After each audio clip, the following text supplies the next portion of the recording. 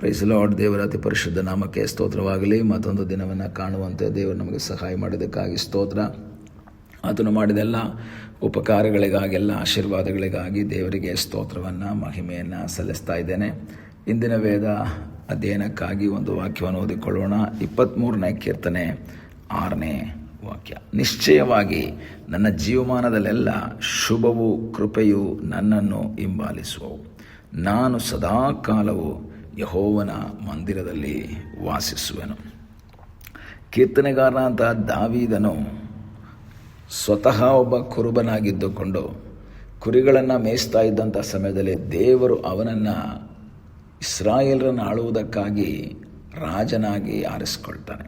ಅವನಿಗೆ ಅಭಿಷೇಕವನ್ನು ಸಮುವೇಲನ ಮೂಲಕ ಮಾಡಿಸ್ಕೊಡ್ತಾನೆ. ಅವತ್ತಿನಿಂದ ಅವನು ಕುರಿಗಳನ್ನು ಮೇಯಿಸ್ತಾ ಇಲ್ಲ. ನಂತರ ದೇವರು ಆರಿಸಿಕೊಂಡ ಆ ಜನರನ್ನು, ಇಸ್ರಾಯೇಲರನ್ನು ಆಳ್ವಿಕೆ ಮಾಡುವುದಕ್ಕಾಗಿ ಅವನು ತೀರ್ಮಾನ ಮಾಡ್ತಾನೆ. ಈಗ ಅವನು ಒಬ್ಬ ರಾಜ ಆಗಿದ್ದಾನೆ. ಕುರುಬ ಎಂಬ ಪೋಸ್ಟ್ ಒಂದು ಹೋಯಿತು, ಈಗ ರಾಜ ಎಂಬ ಪೋಸ್ಟ್ಗೆ ಬಂದಿದ್ದಾನೆ.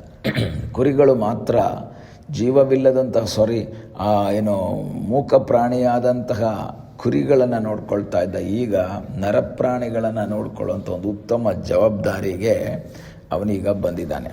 ಅಂಥ ಸಂದರ್ಭದಲ್ಲಿ ಅವನು ಹೇಳ್ತಾ ಇರುವಂತಹ ಏನು ಕಾರ್ಯ ಅಂತ ಹೇಳಿದ್ರೆ, ಅವನು ತನ್ನ ಜೀವಿತದ ಆರಂಭದ ಅನುಭವಗಳನ್ನು ಈಗ ದೇವರೊಂದಿಗೆ ರಿಲೇಟ್ ಮಾಡಿ ಮಾತಾಡ್ತಾ ಇದ್ದಾನೆ. ದೇವರೊಂದಿಗೆ ಅಂದರೆ, ಯೆಹೋವನು ನನಗೆ ಕುರುಬ, ನಾನೊಬ್ಬ ಕುರುಬ ಆಗಿದ್ದೆ ಕುರಿಗಳಿಗೆ, ಆದರೆ ಈಗ ಯೆಹೋವನು ನನಗೆ ಕುರುಬನಾಗಿದ್ದಾನೆ, ನಾನು ಕೊರತೆ ಪಡೋದಿಲ್ಲ. ಯೆಹೋವನು ನನಗೆ ಕುರುಬನಾಗಿದ್ದಾನೆ ಎಂಬುದಾಗಿ ಹೇಳ್ತಾನೆ. ಯಾಕೆಂದರೆ ಭಕ್ತರೆಲ್ಲರನ್ನ ಯಾವುದಕ್ಕೆ ಹೋಲಿಸ್ತಾನೆ?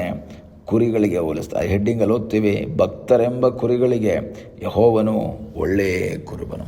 ಭಕ್ತರಾದಂತಹ ಇಸ್ರಾಯೇಲರ ಆ ಒಂದು ಅನುಭವವನ್ನು ನೋಡಬೇಕು. ಹಳೆ ಒಡಂಬಡಿಕೆಯಲ್ಲಿ ಓದ್ತೀವಿ, ದೇವರೇ ಹೇಳ್ತಾರೆ ಇಸ್ರಾಯೇಲರನ್ನ ಕುರಿಗಳಾಗಿ, ದೇವರನ್ನು ಕುರುಬನಾಗಿ ಹಳೆ ಒಡಂಬಡಿಕೆಯ ಪ್ರವಾದಿಗಳು ಚಿತ್ರಿಸಿರುವುದನ್ನು ಸಹ ನಾವು ನೋಡ್ಬೋದು. ಆವಾಗ ಹಳೆ ಒಡಂಬಡಿಕೆಯಲ್ಲೂ ಸಹ ಈ ಕಾನ್ಸೆಪ್ಟ್ ಇದೆ. ಇಲ್ಲಿ ದಾವೀದನೂ ಸಹ ಅದನ್ನೇ ಹೇಳ್ತಾನೆ, ನಾನು ಕುರಿಯಾಗಿದ್ದೇನೆ.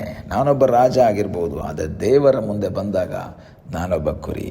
ಈಗ ಕುರಿಯಾದಂತಹ ಇವನು ತನ್ನ ಕುರುಬನ ಮೇಲಿರುವಂತಹ ಅಭಿಮಾನವನ್ನು ತಿಳಿಸ್ತಾ ಇದ್ದಾನೆ, ಅಥವಾ ಕುರುಬ ಯಾವ ರೀತಿ ನನ್ನನ್ನು ನೋಡ್ಕೊಳ್ತಾನೆ ಎಂಬುದನ್ನು ಎಕ್ಸ್ಪ್ಲೇನ್ ಮಾಡ್ತಾ ಇದ್ದಾನೆ ಈ ಒಂದು ಕೀರ್ತನೆಯಲ್ಲಿ. ಅದರ ಕೊನೆಯ ವಾಕ್ಯನ ಓದಿದ್ವಿ, ನಿಶ್ಚಯವಾಗಿ ನನ್ನ ಜೀವಮಾನದಲ್ಲೆಲ್ಲ ಶುಭವು ಕೃಪೆಯು ನನ್ನನ್ನು ಹಿಂಬಾಲಿಸುವುದು. ಆಶೀರ್ವಾದ ಮತ್ತು ಗ್ರೇಸ್ ಆ್ಯಂಡ್ ಪೀಸ್, ಅಥವಾ ದೇವರ ಆಶೀರ್ವಾದ ನನ್ನನ್ನು ಹಿಂಬಾಲಿಸಬೇಕು. ನಾನು ಈ ಬ್ಲೆಸ್ಸಿಂಗ್ ಹಿಂದೆ, ಆಶೀರ್ವಾದದ ಹಿಂದೆ ಹೋಗಬಾರ್ದು. ಅನೇಕರು ಹೇಳ್ತಾರೆ, ನೀನು ಚರ್ಚಿಗೆ ಬಂದರೆ ಅದು ಸಿಗುತ್ತೆ, ಇದು ಸಿಗುತ್ತೆ, ಆಶೀರ್ವಾದ ಆಶೀರ್ವಾದ ಆಶೀರ್ವಾದ, ಬ್ಲೆಸ್ಸಿಂಗ್ ಬ್ಲೆಸ್ಸಿಂಗ್ ಬ್ಲೆಸ್ಸಿಂಗ್, ಅದು ಮಾತ್ರನೇ ಅನೇಕರು ಪ್ರಸಂಗ ಮಾಡ್ತಾರೆ. ಆದರೆ ದೇವರ ಸನ್ನಿಧಾನದಲ್ಲಿ ದೇವರ ವಾಕ್ಯ ಓದ್ತೇವೆ, ನಾವು ಅದರ ಹಿಂದೆ ಹೋಗಬಾರ್ದು, ನಮ್ಮ ಹಿಂದೆ ಅದು ಬರಬೇಕು. ಗುಡ್ನೆಸ್ ಆ್ಯಂಡ್ ಮರ್ಸಿ ಅಂತ ಇಂಗ್ಲೀಷಲ್ಲಿ ಓದ್ತೀವಿ. ಗುಡ್ನೆಸ್ ಅಂತ ಹೇಳಿದ್ರೆ ಶುಭ, ಶುಭ ಅಂತ ಹೇಳಿದ್ರೆ ನಾವು ಇಲ್ಲಿ ಶುಭ ಅಂತ ಹೇಳಿದಾಗ ಒಂದು ಆಶೀರ್ವಾದ. ಅದನ್ನೇ ಈ ಶುಭಕ್ಕೆ ನಾವು ಧರ್ಮೋಪದೇಶ ಕಂಡ 28ನೇ ಅಧ್ಯಾಯದಲ್ಲಿ ಆ ಶುಭ ಅನ್ನೋದಕ್ಕೆ ಇಂಗ್ಲೀಷಲ್ಲಿ ಬ್ಲೆಸ್ಸಿಂಗ್ ಅಂತ ಪದ ಯೂಸ್ ಮಾಡಿದ್ದಾರೆ. ಹಾಗಾದರೆ blessings and mercy, goodness and mercy ಅಂದರೆ ಆಶೀರ್ವಾದ ನನ್ನನ್ನು ಹಿಂಬಾಲಿಸಬೇಕು. ನಾನು ಅದರ ಹಿಂದೆ ಹೋಗಬಾರ್ದು. ದುಡ್ಡನ್ನು ನೋಡಿಕೊಂಡು ಆಸ್ತಿಯ ಹಿಂದೆ ನಾನು ಹೋಗಬಾರ್ದು, ಐಶ್ವರ್ಯದ ಹಿಂದೆ ನಾನು ಹೋಗಬಾರ್ದು. ನಾನು ಕುರುಬನ ಹಿಂದೆ ಹೋಗಬೇಕು. ಯಥಾರ್ಥವಾಗಿ ಕುರುಬನ ಹಿಂದೆ ಹೋಗುವಂತಹ ಒಬ್ಬ ದೇವರ ಮಗುಗೋಸ್ಕರ ದೇವರು ಅದ್ಭುತವನ್ನು ಮಾಡುವುದಕ್ಕೆ ಶಕ್ತನಾಗಿದ್ದಾನೆ.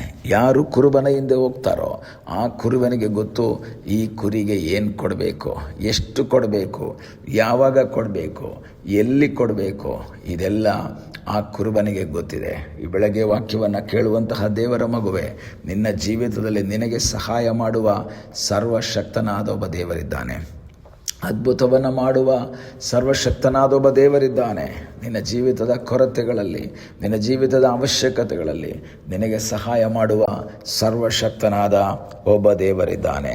ಆದ್ದರಿಂದ ಕೀರ್ತನೆಗಾರ ಹೇಳ್ತಾನೆ, ನಿಶ್ಚಯವಾಗಿ, ಇಂಗ್ಲೀಷಲ್ಲಿ surely goodness and mercy shall follow me all the days of my life. ನನ್ನ ಎಲ್ಲ ದಿವಸಗಳಲ್ಲಿ, ನನ್ನ ಜೀವಮಾನದಲ್ಲೆಲ್ಲ ಶುಭ ಕೃಪೆ ಹಿಂಬಾಲಿಸುತ್ತೆ. ಯಾವಾಗ ನಾನು ಕುರುಬನನ್ನು ಹಿಂಬಾಲಿಸಬೇಕಾದ ರೀತಿಯಲ್ಲಿ ಹಿಂಬಾಲಿಸಿದ್ರೆ, ಆತನನ್ನು ಹಿಂಬಾಲಿಸಿ ಆತನ ಚಿತ್ತವನ್ನು ಮಾಡೋದಾದರೆ, ವಾಕ್ಯ ಹೇಳ್ತದೆ, ನಮಗಾಗಿ ಅದ್ಭುತವನ್ನು ಮಾಡುವ ಸರ್ವಶಕ್ತನಾದ ಒಬ್ಬ ದೇವರಿದ್ದಾನೆ. ಈ ಬೆಳಗ್ಗೆ ನಾವು ಯಾರನ್ನು ಹಿಂಬಾಲಿಸ್ತಾ ಇದ್ದೀವಿ? ಕುರುಬನನ್ನು ಹಿಂಬಾಲಿಸ್ತಾ ಇದ್ದೀವಾ, ಅಥವಾ ನಾವು ಈ ಲೋಕದಲ್ಲಿ ಕಾಣುವಂತಹ ಆಶೀರ್ವಾದಗಳನ್ನ ಹಿಂಬಾಲಿಸ್ತೇವಾ? ಕೆಲವು ಕುರಿಗಳು ಆ ಕುರುಬನನ್ನು ಹಿಂಬಾಲಿಸ್ತವೆ, ಆದರೆ ಕೆಲವು ಕುರಿನೋ ಮೇಕೆ ಏನು ಮಾಡ್ತದೆ, ಅದು ಸೊಪ್ಪು ಕಂಡಾಗ, ಈ ಕಡೆ ನೀರು ಕಂಡಾಗ ಅಲ್ಲಿಗೆ ಹೋಗ್ಬಿಡತ್ತೆ. ಆದರೆ ಆ ಕುರುಬ ನಮ್ಗೆ ಹೇಳುವಂಥದ್ದೇನು? ನೀನು ಅಲ್ಲಿ ಇಲ್ಲಿ ನೋಡಬೇಡ, ನಿನ್ನನ್ನು ಕರ್ಕೊಂಡೋಗಿ ನಿನಗೆ ಬೇಕಾದ್ದನ್ನು ಕೊಡೋದಕ್ಕೆ ನಾನು ಶಕ್ತನಾಗಿದ್ದೇನೆ. ಆ ದೇವರು ನಿನಗೂ ಹೇಳ್ತಾರೆ, ಇಲ್ಲ ಮಗನೇ ಮಗಳೇ, ನಿನಗೆ ಬೇಕಾದ್ದನ್ನು ನಾನು ಕೊಡ್ತೇನೆ, ನಿನಗೆ ಬೇಕಾದ್ದೆಲ್ಲ ನಾನು ನಿನಗೆ ಒದಗಿಸ್ಕೊಡ್ತೇನೆ, ನಿನ್ನನ್ನು ಹಿಂಬಾಲಿಸು. ಆತನನ್ನು ಹಿಂಬಾಲಿಸೋಣ, ಆತನ ಚಿತ್ತಕ್ಕೆ ವಿಧೇಯರಾಗಿ ಮುಂದೆ ಸಾಗುವಂತೆ ದೇವರು ಸಹಾಯ ಮಾಡಲಿ. ಪ್ರಾರ್ಥಿಸೋಣ. ನಮ್ಮನ್ನು ಬಹಳವಾಗಿ ಪ್ರೀತಿ ಮಾಡುವ ಪರಲೋಕದ ತಂದೆಯಾದ ದೇವರೇ, ಈ ಸಮಯಕ್ಕಾಗಿ ಸ್ತೋತ್ರ. ಈ ಸಮಯದಲ್ಲಿ ಮತ್ತೊಂದು ಆವರ್ತಿ ನಿನ್ನ ಸಂಧಾನಕ್ಕೆ ನಾವು ಬಂದಿದ್ದೇವೆ. ತಲೆಬಾಗಿರುವಂಥ ನಿನ್ನ ಮಕ್ಕಳನ್ನು ಕರ್ತನೆ ಆಶೀರ್ವಿಸು. ನಿನ್ನ ಚಿತ್ತಕ್ಕೆ ವಿಧೇಯರಾಗಿ ಮುಂದೆ ಸಾಗುವ ಹಾಗೆ ನೀ ನಮಗೆ ಸಹಾಯ ಮಾಡು ಎಂಬುದಾಗಿ ನಾವು ಪ್ರಾರ್ಥಿಸ್ತೇವೆ. ನಿನ್ನ ಹಿಂಬಾಲಿಸುವ ಹಾಗೆ ದೇವರೇ ಕೃಪೆ ಮಾಡು. ಪ್ರಾರ್ಥನೆಯನ್ನು ಕೇಳಿದ್ದಕ್ಕಾಗಿ ನಿನಗೆ ಸ್ತೋತ್ರ. ಯೇಸುವಿನ ಮುದ್ದಾದ ಹೆಸರಿನಲ್ಲಿ ಬೇಡಿಕೊಳ್ಳುತ್ತೇವೆ ನಮ್ಮ ಪ್ರೀತಿಯ ತಂದೆಯೇ. ಆಮೇನ್. God bless you.